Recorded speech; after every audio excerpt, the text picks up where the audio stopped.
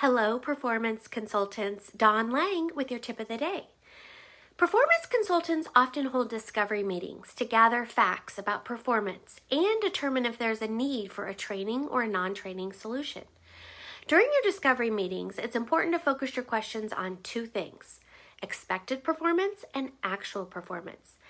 You'll also aim for a ratio of about 80% open-ended questions and around 20% closed questions. Each type of question accomplishes something different.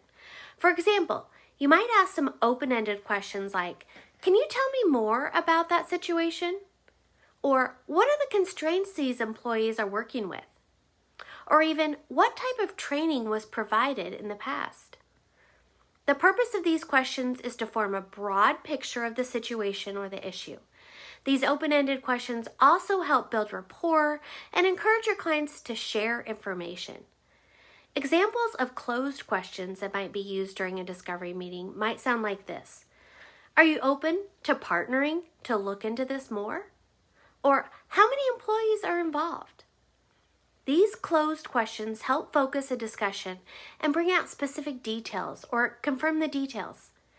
Planning out your questions prior to your discovery meeting can ensure they are focused on performance. They will help you to identify how you're going to measure success and find out where else you might need to look for more information. And that's my tip of the day.